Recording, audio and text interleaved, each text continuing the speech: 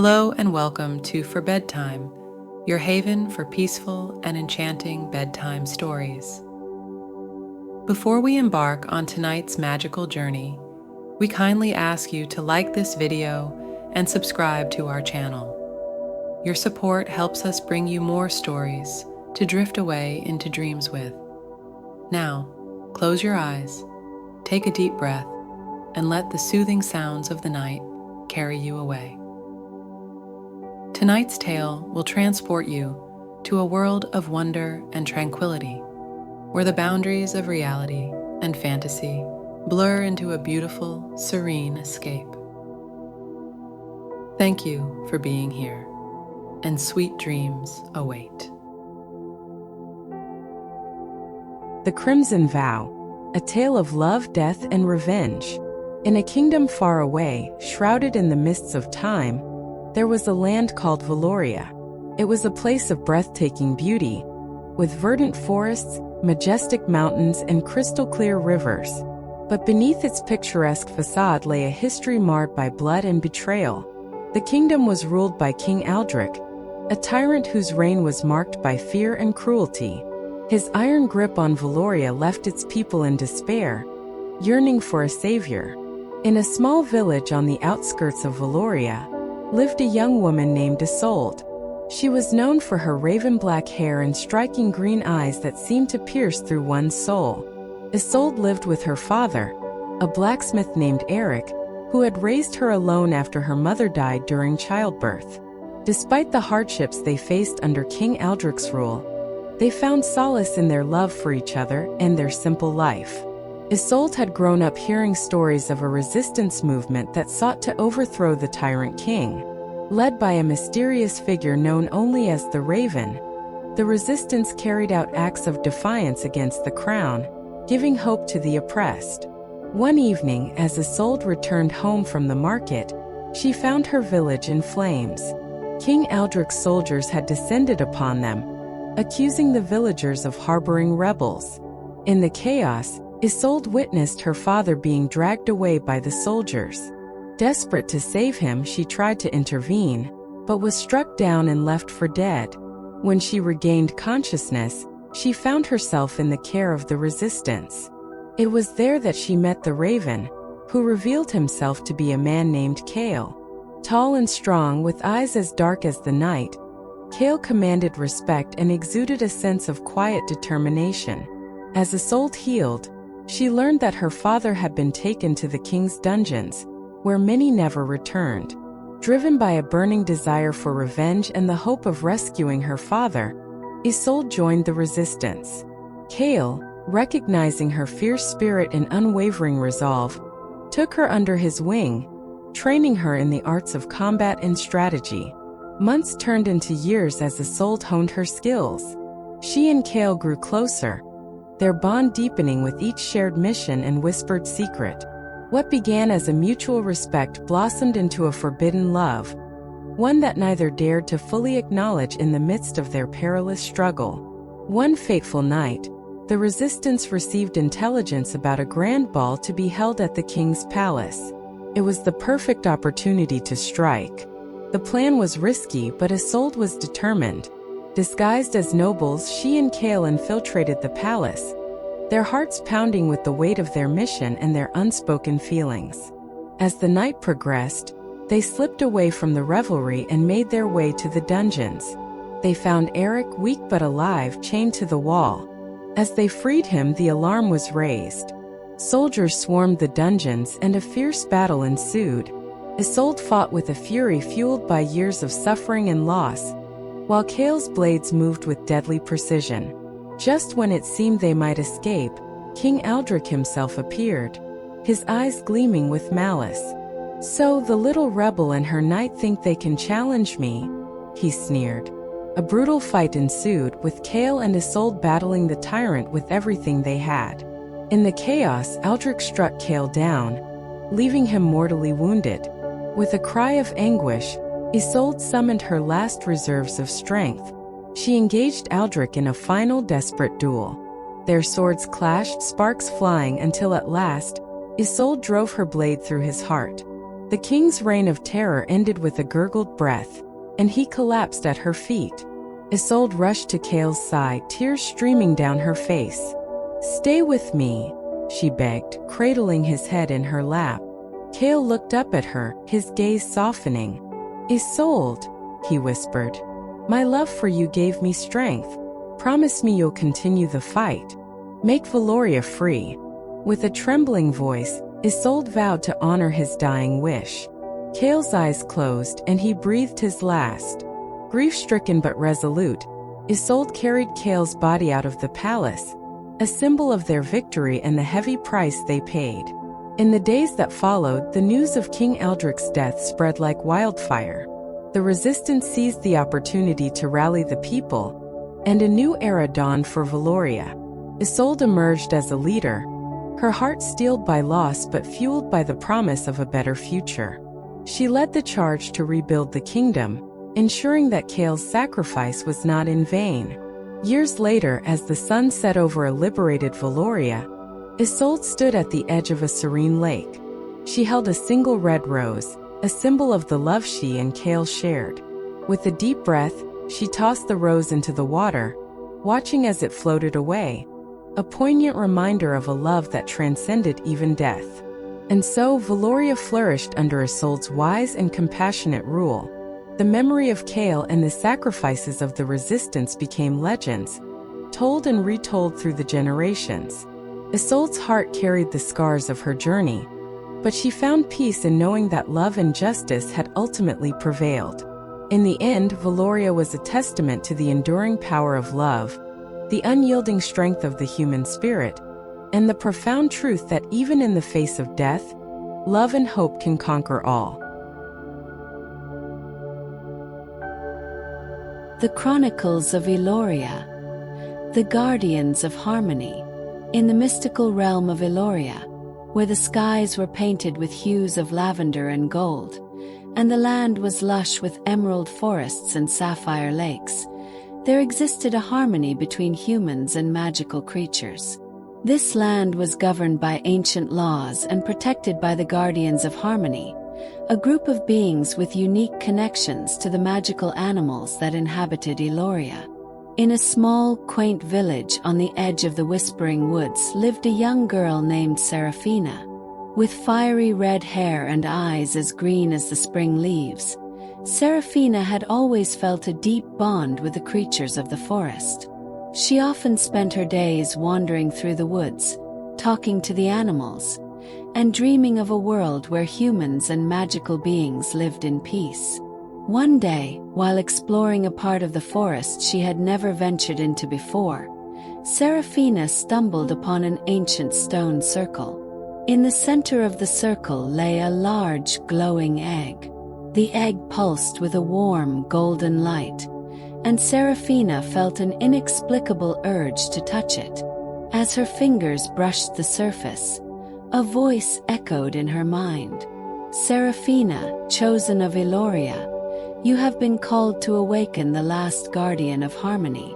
Protect the egg and ensure the balance of our world."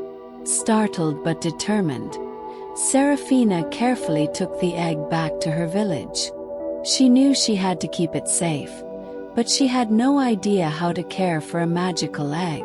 That night, she dreamt of a majestic phoenix, its feathers ablaze with golden fire, rising from the ashes and soaring across the sky.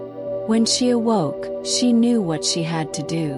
For weeks, Seraphina tended to the egg, keeping it warm and speaking to it softly. She could feel a presence within, a growing life that responded to her love and care.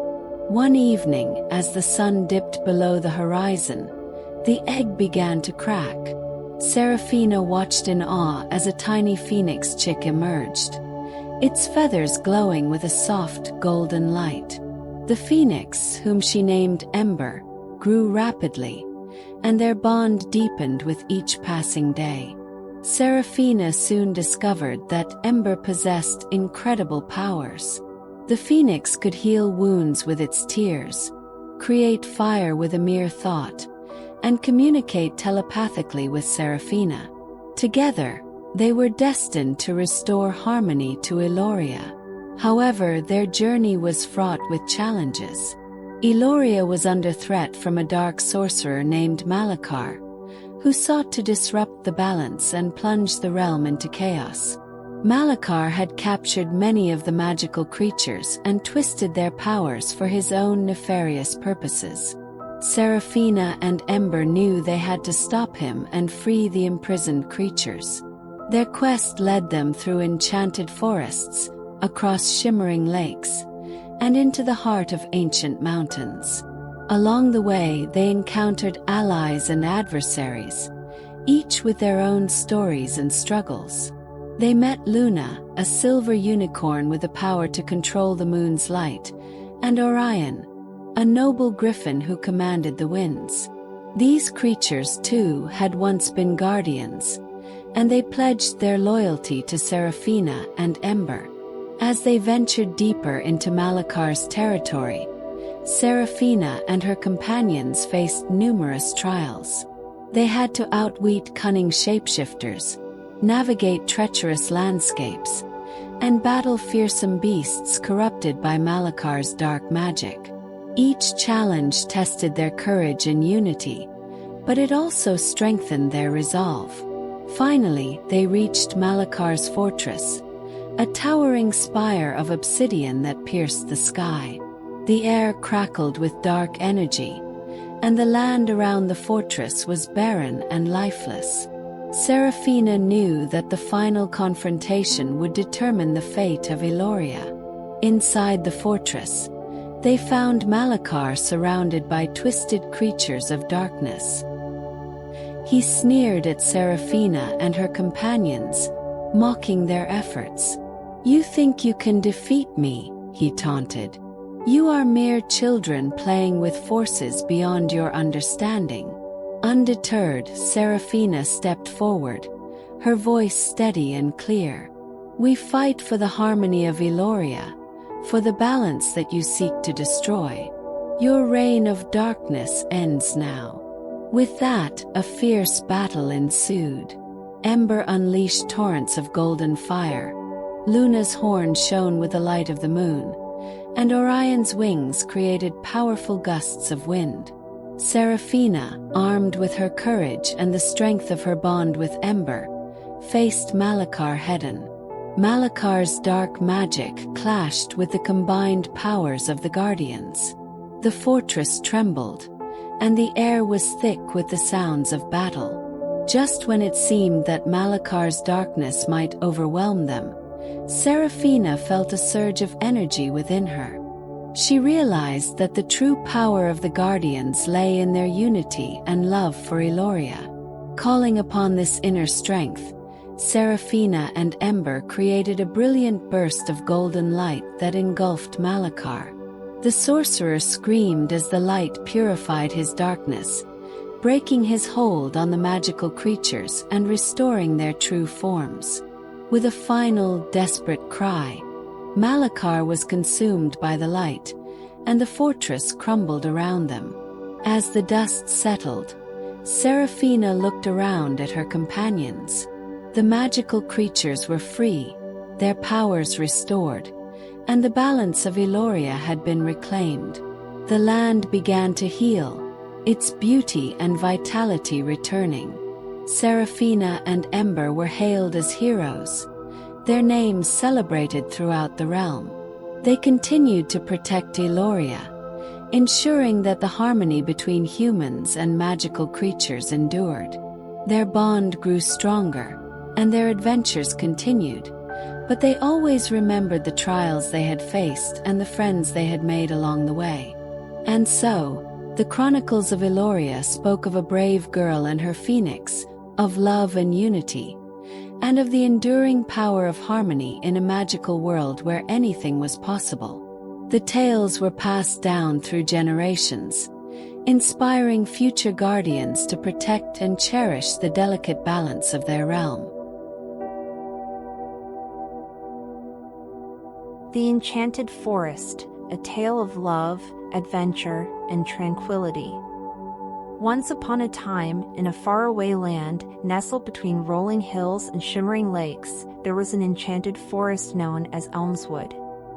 This forest was a place of magic and mystery, where ancient trees whispered secrets to those who would listen and streams sparkled with the promise of hidden treasures. The people of the nearby village of Evershire spoke of the forest with both reverence and caution, for while it was a place of beauty, it was also known for its trials and tests. In the village lived a kind-hearted young woman named Alara. She had golden hair that cascaded down her back and eyes the color of the deepest sapphire. Alara was beloved by all in Evershire for her gentle nature and her ability to heal the sick with her knowledge of herbs. Yet, despite her outward cheerfulness, she harbored a deep sadness. Her parents had disappeared into Elmswood years ago, leaving her with only a locket and a promise that they would return. One crisp autumn morning, as Alara gathered herbs near the forest's edge, she noticed a white stag standing majestically among the trees. Its eyes seemed to beckon her. Curiosity piqued, she followed the stag into the depths of Elmswood. The stag led her through twisting paths and over moss-covered stones, deeper and deeper into the heart of the forest. As the sun began to set, casting a golden glow through the canopy, Alara found herself in a glade filled with wildflowers. In the center stood an ancient tree, its branches heavy with luminous, silver leaves. The white stag bowed to the tree and then vanished into the shadows. Alara approached the tree, feeling a strange sense of familiarity. To her astonishment, she found a young man bound to the tree by vines of shimmering light. His eyes, the color of emeralds, met hers with a mixture of hope and despair. "Please," he whispered, "help me." Alara hesitated, but the kindness in his eyes melted her reservations. She reached out and touched the vines. Instantly, they recoiled, releasing the man. He fell to the ground, gasping for breath. "Thank you," he said, his voice full of gratitude. "I am Prince Alistair. I was cursed by a dark sorcerer who envied the love my parents had for each other and for me." Alara listened as Alistair recounted his tale. The sorcerer, Malachar, had cast a spell on Alistair, trapping him in the enchanted forest until someone pure of heart freed him. "I believe your parents were also victims of Malachar," Alistair said, his expression solemn. Determined to find her parents and break the sorcerer's curse, Alara and Alistair set off together. Their journey through Elmswood was fraught with challenges. They faced treacherous paths, enchanted creatures, and puzzling riddles. But they also found moments of peace and joy. In the evenings, they would sit by the fire, sharing stories and laughter, their bond growing stronger with each passing day. One night, as they rested by a babbling brook, Alistair took Alara's hand. "You have shown me the true meaning of courage and kindness," he said softly. "I feel a connection with you that I cannot ignore." Alara blushed, her heart fluttering. "I feel the same," she admitted. "But our mission is not yet complete. We must find Malachar and save my parents." Their journey led them to the darkest part of the forest, where the trees stood like sentinels and shadows whispered of forgotten fears. In a clearing, they found Malachar's lair, a twisted tower of black stone. With unwavering resolve, they entered the tower, determined to confront the sorcerer. Malachar was waiting for them, his eyes gleaming with malice. "So, the little prince and the healer have come to face me," he sneered. "You are too late. Your parents are lost to the shadows, and soon you will be too." But Alara and Alistair were undeterred. They fought bravely, using their wits and the magic of the forest that had become their ally. Just when it seemed they would be overwhelmed, Alara remembered the locket her parents had given her. She opened it, and a brilliant light filled the room, driving back the darkness. Malachar shrieked as the light consumed him, breaking his curse. The tower crumbled, and the spirits of Alara's parents appeared before them, free at last.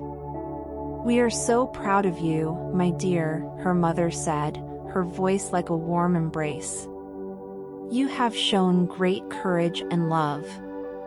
With the curse lifted, Elmswood flourished. The trees seemed greener, the flowers more vibrant. Alara and Alistair returned to Evershire, where they were greeted as heroes. Their love, forged in the trials of the forest, blossomed. They married in a grand celebration, the entire village rejoicing in their happiness. Years passed, and Alara and Alistair ruled wisely and kindly, their love a beacon of hope for all. They often visited Elmswood, now a place of peace and wonder, sharing its magic with their children. And every evening, as the sun set, they would sit together, holding hands, their hearts filled with the tranquility of a love that had conquered all. And so, they lived happily ever after, in a world where love, courage, and the magic of the enchanted forest endured forever.